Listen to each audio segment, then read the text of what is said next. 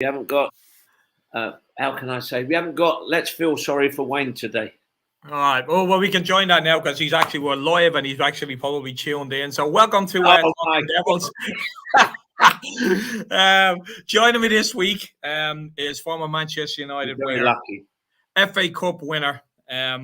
What else can I say about Maryland that hasn't already been said? Mr. Gordon Hill. Gordon, how you doing this week? Yeah, very well, thanks, Dave. Yeah, just watching some good football, just settling down for the Christmas period. And obviously for us players or former players and that, it's a normally busy Christmas where you got 3 or 4 games in a certain amount of days and you've got to be, on song, so to speak. This is where you have your turkey at the end of Christmas, not before Christmas because you can't run. Speaking of turkeys, let's jump right into Manchester United. Oh my. I'd like to get. I saw the article you published earlier in the week about Rangnick, and a very eye-opening article. It's always great to hear from former players, especially former players that were at the club that have a kind of balanced view. I've said this many times, leading up to me as a supporter, as a fan, we see things very differently. Players and ex-players see it very differently to us, and they educate us on that. So I wanted to jump right in, Gordon, and get your 2 cents on Ralph Rangnick. We've had a few people leave. Michael Carrick is gone. McKenna has now moved on. Darren Fletcher seems to be in a coaching role now. We brought in a couple of coaches. Gordon, let's just start with Rangnick himself. Are you impressed with what he's done so far? I mean, what's your view on how things are going? I'm not impressed. I expected something like this to happen. I think if he's come in and his own man, and from what I wrote about the guy being, a disciplinary person, do it by the book, so to speak, do it my way and no one else's. So it's his own man. He started off okay, but I think to be honest, Richard, he's just opened up a can of worms. And I think he's going to have to sort those can of worms out.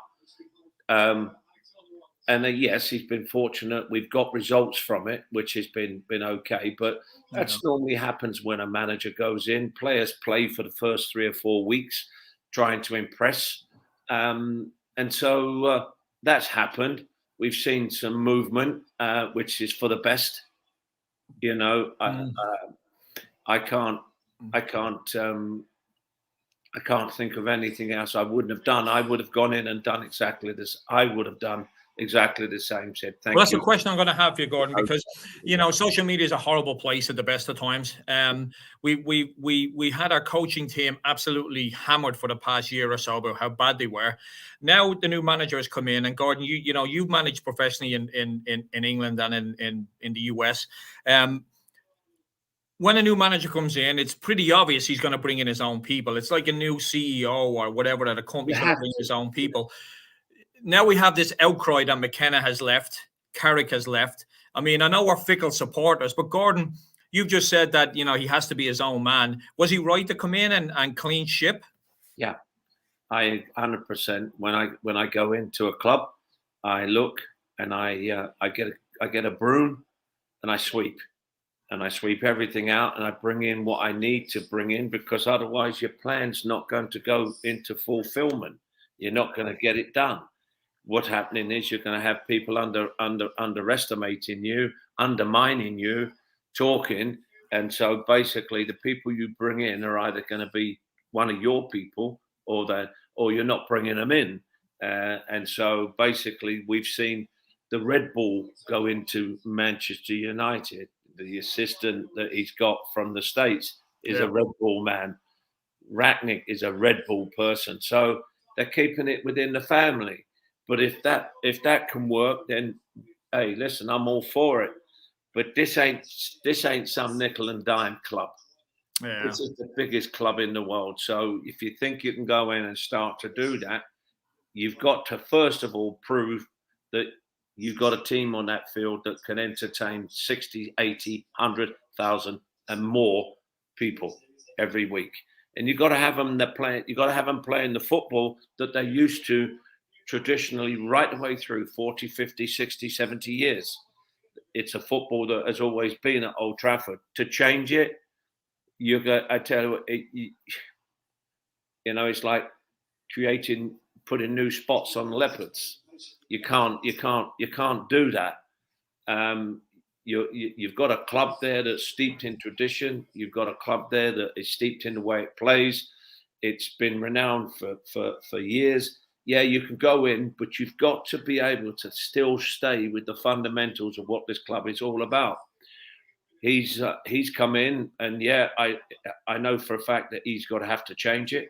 He started to change it. He started to make players start talking and the unrest is starting to creep through as well now. So what he's done is he's going to have to shift. And I would have no problem in shifting. I would have done that prior to going in, Dave. And the supporters, the United supporters, you've got to realise that you've got to know what you're doing before you go in. You can't go in and say, "Well, I think I'll keep him. I'll keep him." We've seen, and the talk has been about the coaching staff. Yeah. And I look at the coaching staff, and there's three of them mumbling underneath their breaths, and they're looking at each other to say, "Okay, what do we do next?" One of them goes. That's Ollie. Now we bring in a new guy. I can't do that. I could not sit there with three guys rattling at me all the time. I couldn't. It's like, okay, if we're going to speak, let's talk, let's get it out, and let's get it to the players. Rather and you looked at it, and I looked at their backgrounds. It's like that, like Carrick, bless his heart. Great servant, fantastic servant for the club. Come straight out of that, straight into coaching. Let me tell you, it's a different world. Yeah, there's not many players nowadays that do make that leap. It is, Dave. It is happening. You had Rooney's going in at Derby. You had Steve. No, they make the leap all right, but yeah, they're not successful at it. Successfully, yeah. I mean, I had a horrible time, doing my apprenticeship. And that can affect you for the rest of your career and your life because of that fact. You either go in and you do well, or you don't go in and people say you don't know what you're doing. It's neither in between, and no one's going to give you any time. No one's patient. As we've seen in the games and we've seen in a manager goes 2 or 3 games without a result, and everybody says, right, his head's on the block. Oh no, he's got to go. So when we talk to the support, when I talk to him, I say to him, listen, the broom's come out. He started to do it. He's brought in people that now, okay, the one question mark is the American coach who was with him. But now you're talking about having to talk and tell elite professionals, so to speak, what they're doing wrong. That's very difficult, David. Yeah. I can tell you that's very difficult. You've got to know what they're thinking. You've got to know where they're going. You've got to know what they're saying. You've got to know how they play. This he's going to have to rely on, and I think Ralph is going to rely on himself, his experience to do that. But Ralph has not been experienced at that level.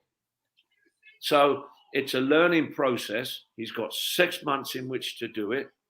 I've stated that if not that, he'll go on the developing side. There's 2 ways he can go. He can either take over, he can do well, or they can say, listen, I tell you, we've got somebody in that is just, today's manager is like a microwave manager. Put him in, do him, get rid of him. But the development side of it is completely the other way. You bring a manager in, say, yep, we'll spend 5 million on you. It didn't work in 2 years. Bye-bye. See ya.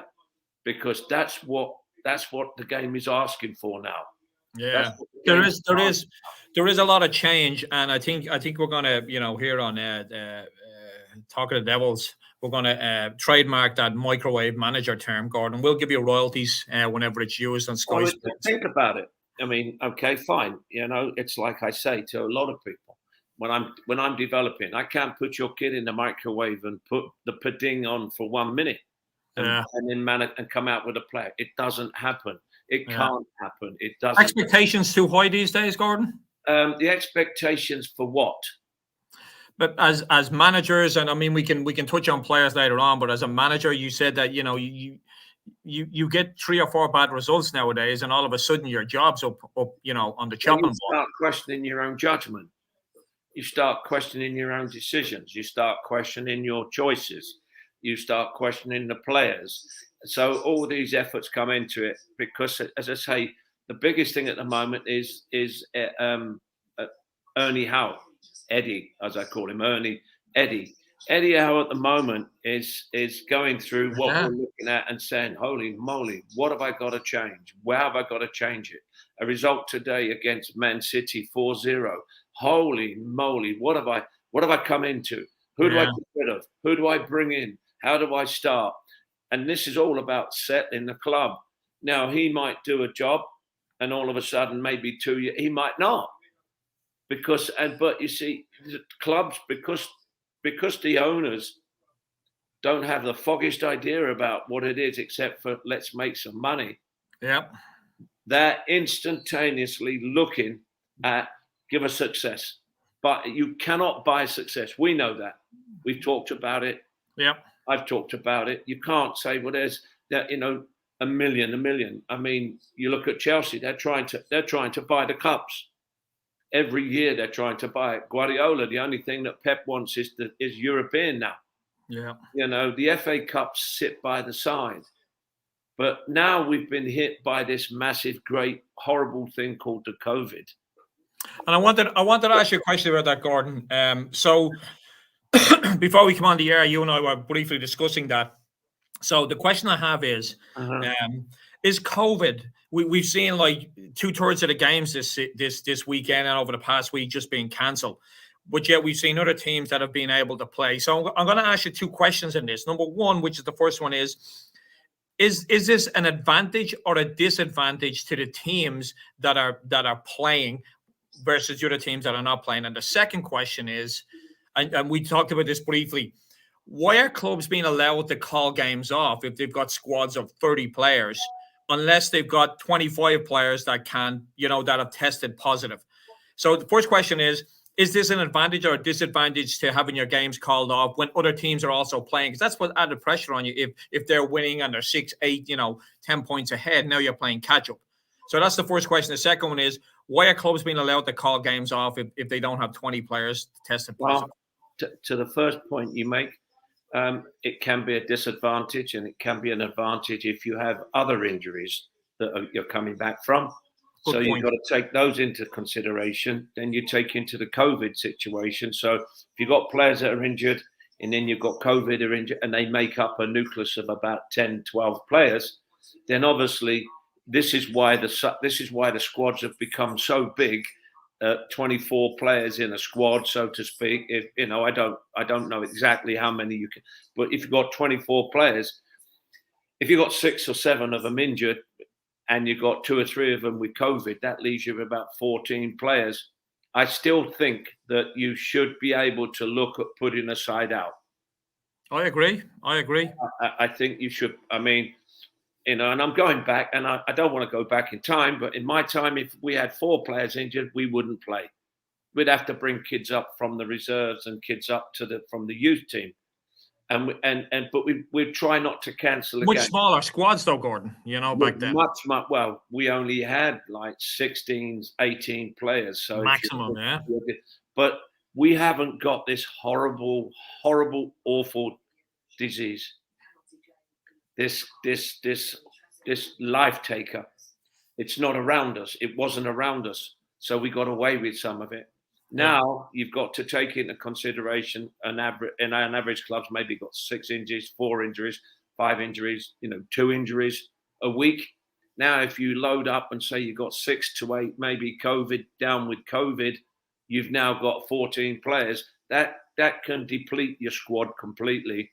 And I think in a situation like that, I think there should be a quota of players by somebody or by the club to say, if we've got this quota of players that are down with COVID or an injury, we should be able to say to the league, we cannot carry this through. Yep.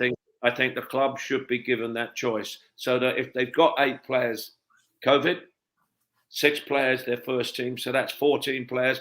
I think they should be able to put that game off until they can get that squad. The COVID they've seen that quarantine period out and come back on again. Is it an advantage? If you haven't got COVID and you've done all the right things and you've kept away from it, then obviously it's going to be an advantage because you're playing your top teams all the time. We've seen it this weekend with Tommy Tuchel at Chelsea, and we've seen it with Liverpool. You've got Tommy Tuchel has got 6-8 players out. Wants the game cancelled. Yep, didn't get it. I look at it on the other side to say, is it just COVID you're asking for? Is it COVID and the injuries? In a 24-man squad. So you have to look at it in depth, so to speak, Dave. So if I'm a manager and I've got 6 players with COVID and I've got 5 players that are injured that are my first, I've got 11 out of my 24 that are gone. I need to make sure. But then again, it makes coaches even harder on the training sessions for the players in that 24 squad. You want all of them to be able to challenge for a first team place. Guardiola's balancing in it very well. He's balancing it very well. You look at Liverpool and Tottenham, they're balancing it very well indeed, and they're catering and they're doing a good job. But then you get, for instance, Chelsea that complain that we can't cancel the game. So you're a devil if you do, and you're a devil if you don't. But what you got to realise, Dave, is that if your 24 squad is trained hard, and this is where coaching comes in, because consistency and I pick Pep out again because he does it. Jack Grealish didn't even come on. They won 4-0. Okay, everybody says Newcastle a bad side and everything else. Still got to score goals. You don't beat the team that's in front of you. I mean, that's the old saying. And you've got to take each game as it comes. And you'd have a problem if you played 10 dustbins. So you've got to look at it as that and say, yeah, he put on a couple of subs. He bought a Jack Grealish, never came on, and they spend a fortune on it. So what he's doing, I think he is managing the whole squad successfully. Better than the other managers. Now I look at United, and we've got X amount of players. It's was postponed against Brentford because of obviously COVID. It'll be interesting to see what comes back, who he plays, and says, right, okay, they're COVID free. They've gone through the quarantine. Carrington's open again because it was closed. Now let's look and see what he's going to put out there, because we've heard muffles from Rashford, from Cavani, from Martial, from Pogba. And I agree with him on one part. If they want to make ruffles and they want to go. Yeah, 100%. 100%. Get rid of them before they, and the January transfer, they want to go. Bye-bye. Yeah. Get it? I 100% agree with what he said there. His point to Martial was very clear. If you don't want to be at this club, my door is always open. Come knock on it, and we can move you on pretty quickly. But we all know that all these players now speak through their agents, who speak through social media. It's a coward's way of dealing with it. So I'm 100% behind the manager. 100%. 100%. I agree with you. 100%. The cowards. If you're not happy, you could see the manager and says, listen, I'm not getting a first team game. It doesn't look as though I'm fitting into your plans. Can you help me move on? What does it take? Does it have to take a £1 million agent to come in and tell it? Or, well, don't say nothing because the club will fine you, player. But your agent will get on there and all of a sudden turn around and say, well, he's not happy with it. But you can't do the player. And that's where it's funny, but in the olden days, you'd go in and you'd say, right, I've got to move. And you'd say, right, okay, your brown paper bag was your money. Okay. Now it's an agent is your money. Yeah. And he's got a voice. Brown paper bags never had voices. But now agents have got voices, and you can't do the agents. Oh yeah, well, I've talked to this player and he's unhappy. Jesse Lingard's unhappy and he wants to go. Okay, fine. Why don't I speak to Jesse and find out from myself? Yeah, I don't get that. I don't get why they don't just walk into the manager's office and go, hey, listen, I'm not playing. I don't like this style of play. I want to leave. The first thing you say is, do I fit into your plans? Yeah. You have to ask that as a player. First thing you do, will I fit into your plans? Well, you know that there's, look, in the case of Jesse, there's West Ham down the road saying, just talk to us and tell us, and we'll be able to make a bid, or Newcastle, because these teams are rebuilding, and they're going to pay money. So that's basically what we're hearing at this moment in time, with all the rumblings going on behind. Now, Ralph has got to one priority: put the best team he can out for the next game, and get a result. Get the result. All the rest of the stuff can be done during the week, and these so-called technical directors of football, and all this. I can see why they have them, because that's basically what they got to do. That's fine. They sort out. Manager says you go. Dave, can you make sure that we get bids in for this player? I've got my team on a Saturday. I've got my squad to train every day. Can you make sure that if he goes, the deal is proper and exactly what the club want?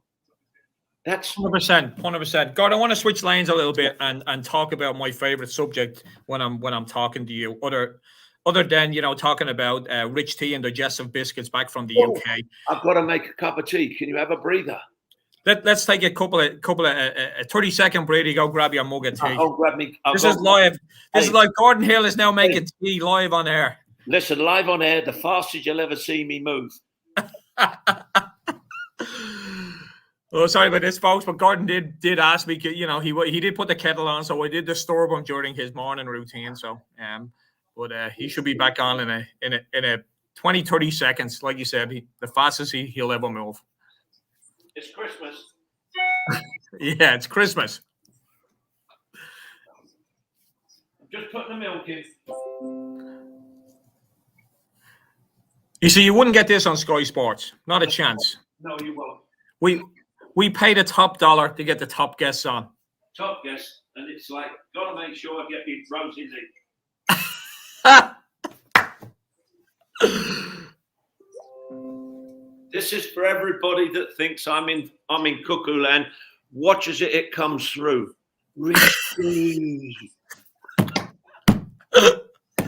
Oh my God, this is classic.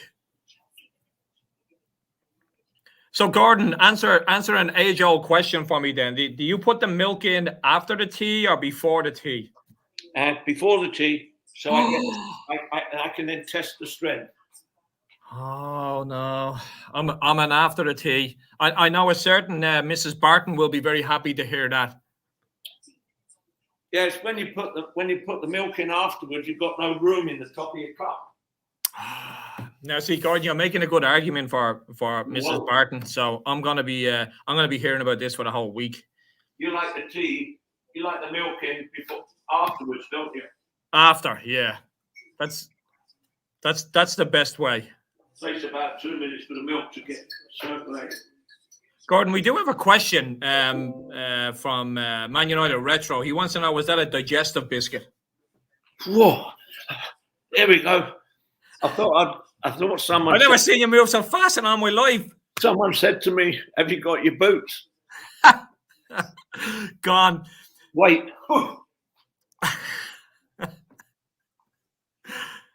What other channel would you get this on? None at all.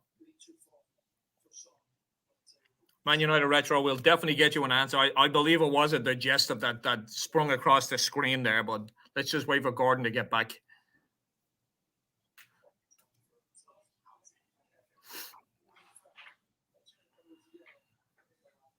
I think we've lost him now. No, you haven't. Are you ready? We're ready. Here. There you go. Gordon Hill boots. Wow. Still going strong. Still going strong indeed. Still They going look strong. Yep. amazing. They'll be on in about another 3 hours. So we got a question, Gordon. Was that a digestive biscuit? Get me tea. Yeah. Woof. No. McFitches. We're going to have to make this channel pay-per-view going forward. Do you know what? I was just about to say that. Hey, David. I'm not patriotic. Oh, no, not at all. Not at all. Where are you from? I can't quite figure it out. So, Gordon, sorry, was that a digestive? Yes or no? Hold on. Read. Oh, that looks like a rich tea to me. Not the strongest of biscuits to go into a hot tea. Hold on. So be careful with that one. There you go. The right one. Rich tea. Man United Retro also says that, Gordon still has got his quick feet. Oh, yeah. I agree with that. Gordon, FA Cup. That's what I want to talk about. Manchester United, once again, third round, draw Premiership team. It's at Old Trafford, so, that's kind of an advantage. Gordon, you won the FA Cup of Manchester United back in 1977. We've talked about that on the show. The FA Cup, to me, just holds so many memories for me. Yeah. The question that I had for you, Gordon, is, and I do ask this every other year, but I'd like to get your input from it. For me, I think the FA Cup has started to gain a little bit more sparkle, a little bit more of a meaning. I don't know whether that's because we've had that COVID situation where everyone's being locked out and we go into a nostalgic mode. But I love the FA Cup. Absolutely adore it. Gordon, thoughts on the FA Cup? I know back in the 70s, 80s, 90s, the FA Cup was deemed as, I won't say as important as the league, but it was really up there. Then it took a massive dip in the 2000s. Yeah. Are we starting to see a little bit of a comeback now with the FA Cup? Well, I think the FA Cup has been it. I mean, the sponsors that you get for the FA Cup is you look at it now and it's the Emirates and it's not. It's the FA Cup. Yeah. No other word. No other. You can't. Yep. Can't put Tetley's FA Cup. You can't put Emirates FA Cup. The FA Cup is the FA Cup. I'd sit there on a Monday morning if we'd beaten the team in the prelims when I was playing for Millwall and when I was at Southall, and I'd sit there and you'd be glued to the radio, and the FA Cup was, oh my gosh, and you say, oh, if only, and you could hear the commentator talk about this team and this team, and this is an upset, and you say, tell you what, we could get hold of that team. And you'd be sitting around the radio and everyone, and you'd say, get home, Vic.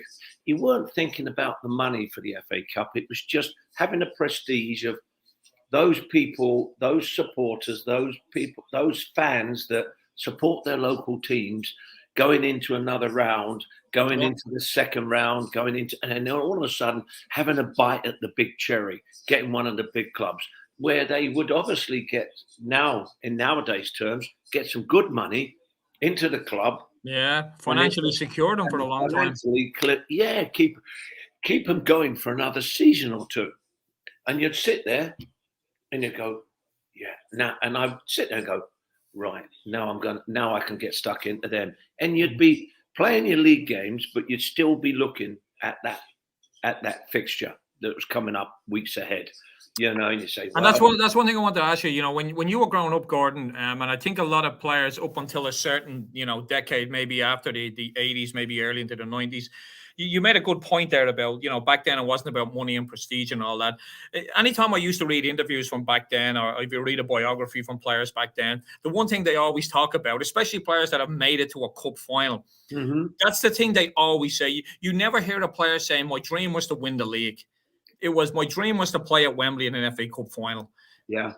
I know that's lost a lot of its razzmatazz now because we have, we got a lot more, let's say, foreign players coming into the game. And I don't think they fully understand what the FA Cup is.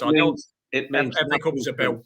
So when you were growing up, Gordon, when you first put on your boots, was your goal to play for Manchester United, to play for Millwall, to play in the league? Or was it that ultimate dream that we all had back then was to play at Wembley in an FA Cup final?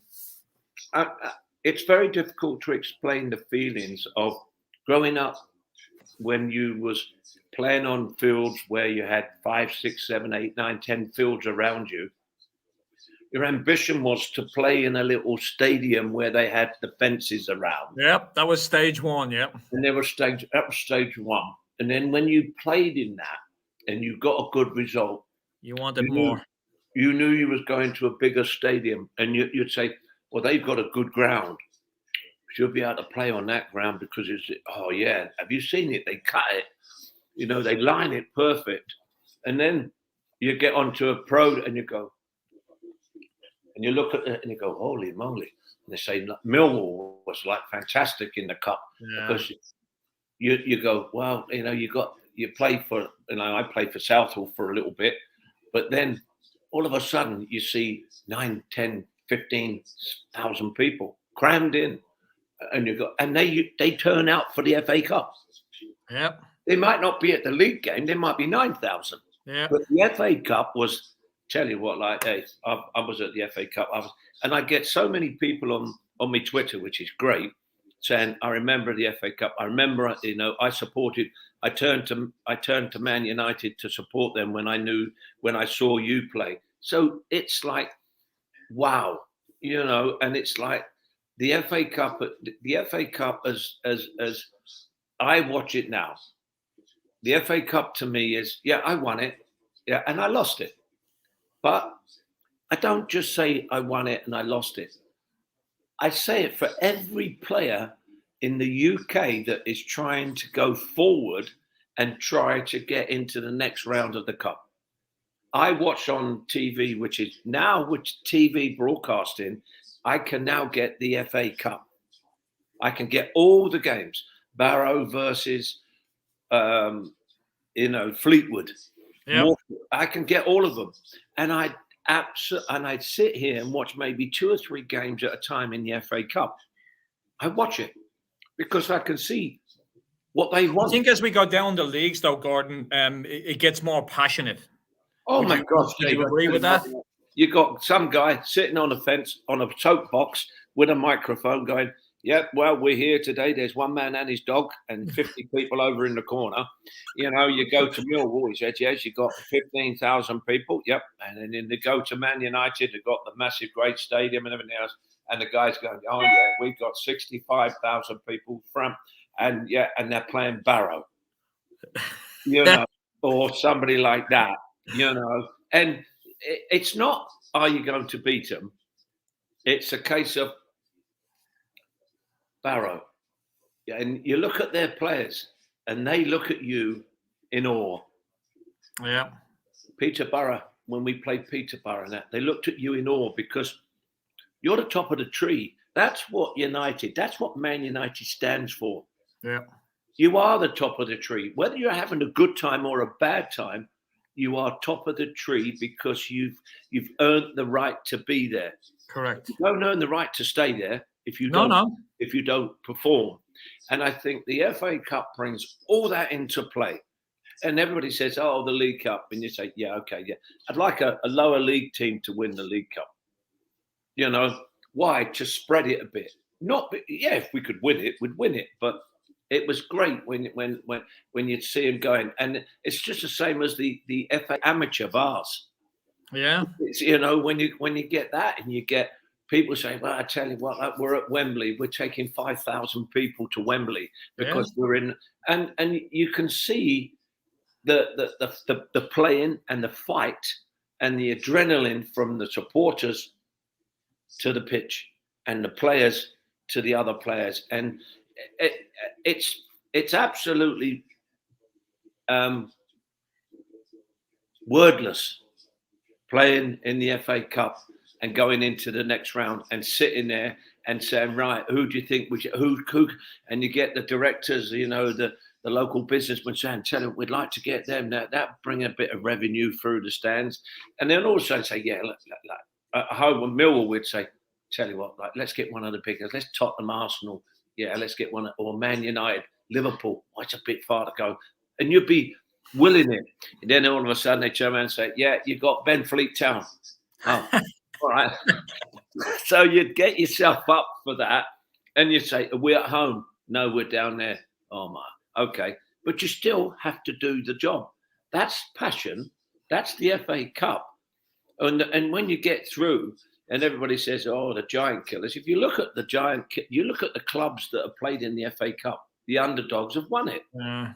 So anything can happen in the FA Cup. And that's the beauty of it all, Gordon, is that, and it's what it's kind of ruined it for me in the the Champions League now, is that it's not really a knockout competition until all the other teams are out and all the big teams are in it. The FA Cup from the third round, I fully understand that the big teams really can't come into the third round because of the amount of games, but then it's just a free for all. I mean, we have Scott Wooten, a former centre back from Manchester United, plays for Morecambe. He's on the show every other week, and me and him were texting back and forward as the draw was taking place because they went through to the third round and they got Spurs away at Spurs' new stadium, and he's like over the moon about this. He knows it's going to be a tough game, but he's going to go play in a very, very, very, very nice stadium in front of a lot of people, and he's got an opportunity to mark Harry Kane. So, that's the real FA Cup to me. That's the FA Cup. That's the FA Cup to you. That's the FA Cup to him to go and play. The FA Cup is for them from Morecambe to go down. And I've been to Morecambe and I've seen what the field is and everything else. It's brilliant to go down to the new Spurs stadium, and play. And it's play against the top players in the country. Yep. This is what the FA Cup brings. And if you was to say, well, okay, Gordon, your Man United are playing Southend this weekend in the league. There's nothing there. Do you know what I'm saying? Man United Retro brings up a point that we've talked about before, but I'm going to put a different swing in it. He says the top teams would want the Champions League place these days. I don't think the top teams do. I think the top clubs do. I think the players, especially English or British-born players and Irish-born players, I think especially if they're in a top club, they know the Champions League is every year and they're going to get into it. I think a lot of them would still, if you said to them, hey, you want to get to the final of a Champions League or do you want to win an FA Cup winners medal? I think they're going to go with the latter every time. So I think it's the clubs that want it for a revenue standpoint, but I still believe that fans and, a large chunk of fans and a lot of players still want to go into the FA Cup and still want to make it to Wembley. I personally believe that. So. If you look at the way it was structured, Retro's really, you look at it, the European Cup to us has always been the Europeans winning it. For us to actually challenge and get through is great. Yeah. Now, because there are so many foreign players playing in the UK, the FA Cup doesn't mean too much to them. And that's the unfortunate part of it. Yes, and it's been watered down. There was talk some time ago about limiting foreign players, which I thought was the best idea. I still think it's the best idea. But because the owners now are foreign, they want their people in. But if you look at it, it's gone arse about face in Brexit. Because we've come out of there to create England wants to be. And let me tell you, English players or homegrown players, Ireland, Wales, Scotland, England, and they're all to me, they'll always be classed as homegrown players. They will always be, because I played with a lot of them. I played with the Irish, I played with the Scots, the Welsh. They were good players. I played against foreign players when we played in the European Cup. The FA Cup is the most prestigious domestic cup in any league in the world. Yeah, in the world, it's surpassed by nothing, because that's that. And of course, winning that is not as much. I say, oh yeah, I went to England, I played for Liverpool, and we won the FA Cup. Now, it means something different, though, to as you said, a lot of British and Irish players. It means a lot different to say that. Of course it does, Dave. It will always mean that. It will always be special. I've got a winners and losers medal. That's that. I tell you what, like, I don't want a Champions League. I don't want it. I've got mine. I achieved what I wanted to do. Yes, would I've liked to have gone that? Absolutely. But did I enjoy playing against them? You bet your bottom dollar I enjoyed. I loved playing against the foreign players. Why? Because I wanted to see what they had, and they wanted to see what we had. Now you see it all into the melting pot. This player comes from here, this player comes from here, this player. I tell you what, if you said, well, okay, you're moving on tomorrow, would we care? But if there was a homegrown player moving on, we would look and go, hold on a second, why is it? Why? So to us, we've made it the most prestigious league to play in. Why? Because it's the best football. I agree, it's the best football. I do. But I think it is the most where you can actually secure your life, secure your future. And I look at the players, and I look at somebody. I know. I look at most of the games that I watch, and I look at them, and I go, I tell you what, how does he get in the Premiership? But there is, we've had this discussion many times before. That, look at the managers. I know. 20 years ago, a lot of these players wouldn't even get into a squad, let alone the starting 11. They really wouldn't. I think, as much as I love the Premier League, and I still believe it's the best in the world, there's a definitely shift in standard from 10, 15 years ago to today, 100%. But for me, the FA Cup is still, every year I can't wait for the draw. I love it. We got Villa at home, Gordon. Very, very tough game. Yeah. Steven Gerrard, who, we'll just mention has never won a league title. Steven Gerrard coming back to Old Trafford. Is he going to haunt us, or is he going to go away empty-handed? I tell you what, I like Steve. I know Steve. I met him a few times at Anfield. I met him a few times at Melwood when I went across and had a chat. When Big Joe Corrigan was the keeper there, Joe invited me across, and I know that part of the world very well. And Steve came through the system and he's an exceptional, world-class player, had all the tributes and everything. I tell you what, it's a true Liverpool legend. He's gone into management. He's done very well. He went to Scotland and he's done very well. He's not coming to Old Trafford for a laugh. No, hopefully he's not laughing that day. And the FA Cup, number one, this is how he'll do it. Number one, he'll want to win it at Old Trafford. Number two, he'll want to get a draw and take it back to Aston Villa. That's it. Yeah, he's got to think that way. And with some of the players there, I just look at his squad and I think that he will build. He will bring in some players, but he won't come to Old Trafford and sit back. He'll look and see what Ralph's putting out there. He will then go on that. He will then go on he'll go on the way that Liverpool would have approached it, because that's where he comes from. That's him. So his character is that. So it's going to be, yes, Aston Villa versus United, but really it's going to be, let's see, you've got Liverpool at the back there, and he's going to say, oh, no, it's nothing to do. Well, Steve, you got groomed there. You got groomed at this, so you've got a bit of Liverpool coming through. What we've got to do as a team is to get a team out there that can, and Ralph trusts and consistency, because there's ruffles. You've got Rashford, Martial, Pogba, Cavani. Dean Henderson is another. The goalkeeper is we're hearing a lot of rumors that he wants to move on. He wants to move on, and so you've got 5, 6. If they want to move on, let them move on. Yeah, adios, good boy. See you. I get really, oh, well, I've got to keep him. I've got to keep him. Straight away, as a manager, you turn around and said, I'd like to keep him if he wants to stay, but if he doesn't, I'm going to let him go. Goes, I'll get the best offer I possibly can for him, because I'll be able to bring in. I think Ralph will bring in what he wants. Okay, players that are going to come in. It's like you, Dave. It's like, Dave, you better buy this guy. And you say, Gordon, I don't want to buy that guy. Oh, he's the best player. He might be the best player in my eyes, but in your eyes, you don't see he's the final player. And I wouldn't do that. And I'm just wondering exactly what Ralph will do, because the FA Cup, he'll be the first. It's the first time he'll see this FA Cup.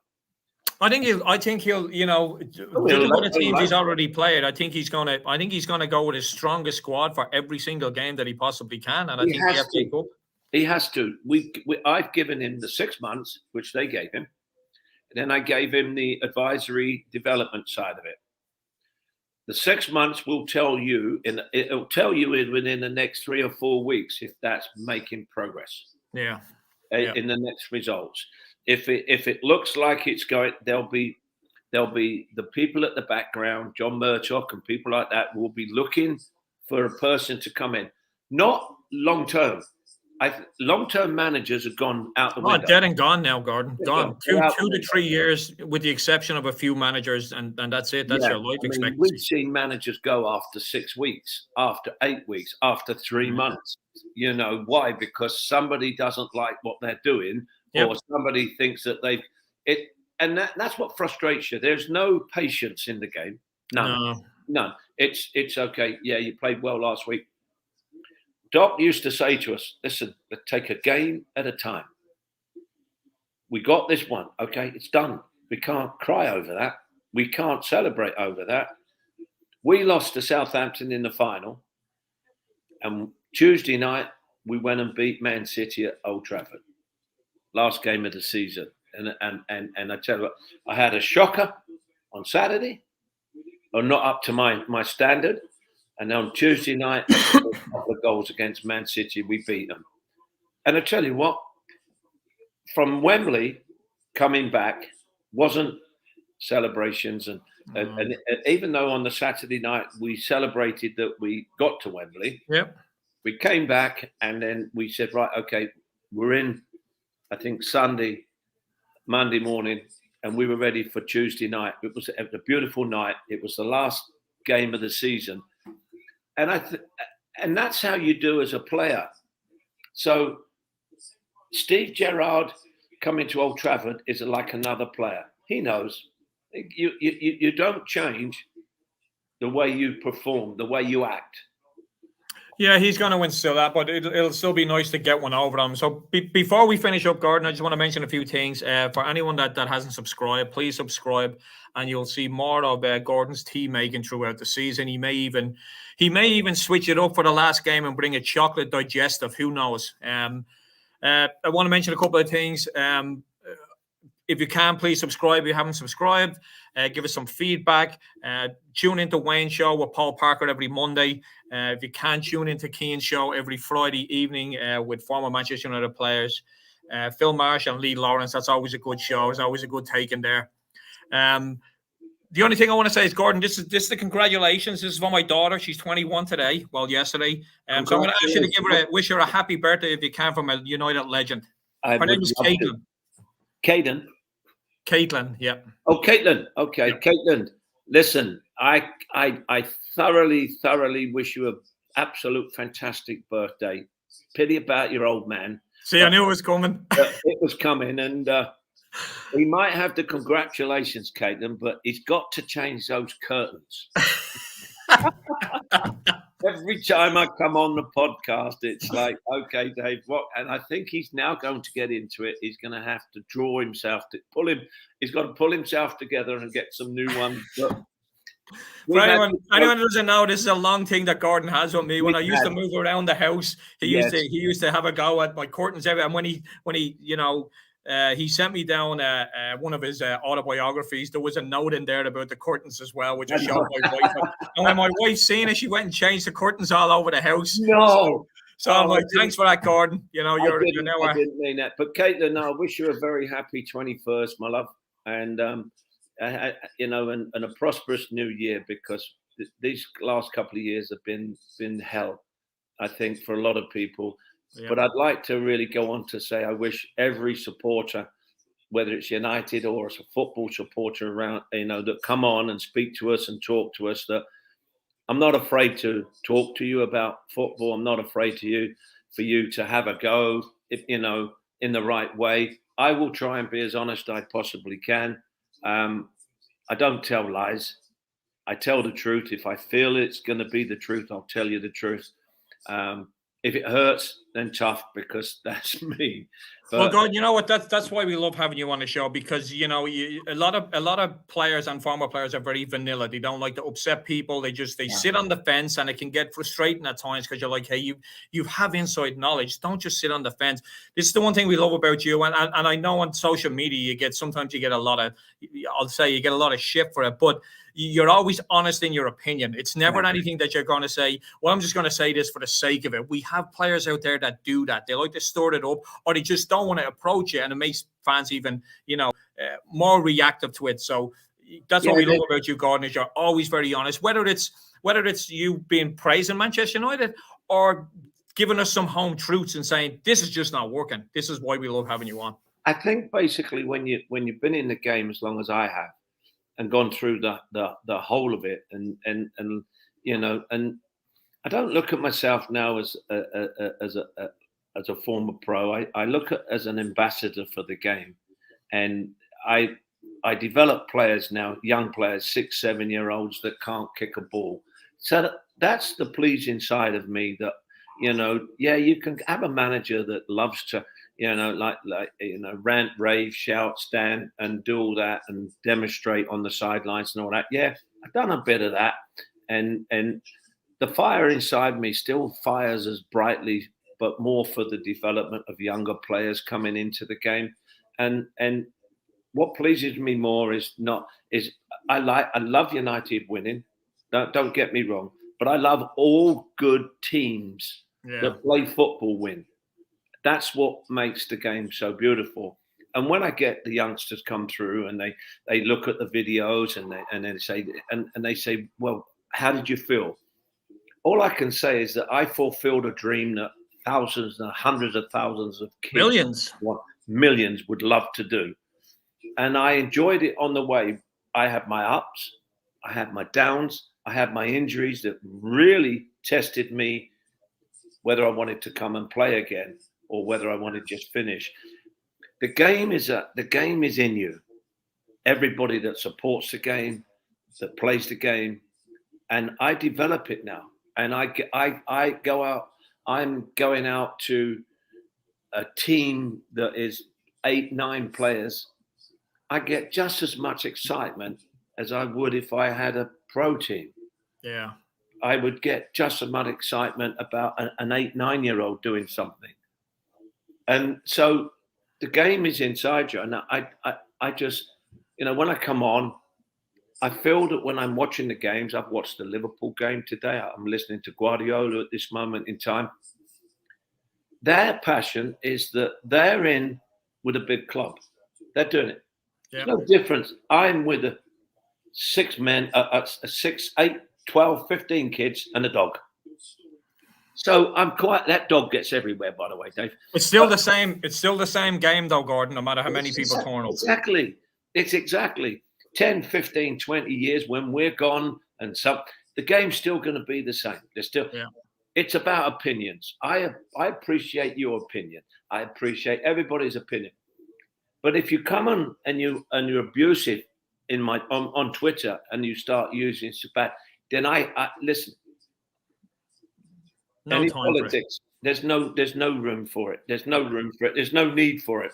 I will talk to. I said I got a Twitter the other day from somebody that said, Gordon, and I replied. He said, I can't believe I am absolutely honoured by you just replying. It doesn't matter what you said. You replied. That to me is something that I couldn't have done 25, 30 years ago. Yeah. But now I can reach people that have watched the game. Well, I fell in love with United when I went to the Juventus game, and you and Stevie going down the wing, and then Pancho put. So you're touching base with everybody, and everybody. You can make that connection again 20, 30, 40 years later. That's what I like about it. Yeah, you're right, Dave. You said it. The media can be vicious, absolutely. But hey, if they don't like what I've got to say, unfollow me. I'm not asking you to follow me. But if you've got some really nice comments, all I say to people is get on and speak to you. Get the questions into you. I've no problem. I won't duck any question. Yep. I will answer the questions the best I can. And it's like United now. Do I see them going a special way? I see them coming back to getting a little bit of stability. Yep. Now we've got to get the consistency. That's the key, though. That's the key to it all. And that's the key. If this man can do it, then I wish him all the very best. If he can't do it, We just move them on, and that's just how big clubs have to behave. You know, you just move them on. Football, Dave. Yeah. No one's going to take Man United off the favourite charts. No one. Gordon, as always, we appreciate you coming on. You know, it's always great to have you on. I wish you a Merry Christmas, you and your family. I'd like to wish everybody, Dave. I'd like to wish everybody Merry Christmas and Happy New Year. And please be safe, be healthy, mask up, and keep away from this dreadful, awful COVID. Thank you for that, Gordon. Right, guys, that's it for me this week. Again, thanks to Gordon for joining us. We'll be back on again next week, hopefully, with a few more games maybe to discuss, but who knows? Thanks again. Keep our fingers crossed, because, as I said, this is not going away. That's the biggest opponent everybody has faced. It certainly has. Thanks again, Gordon. Pleasure.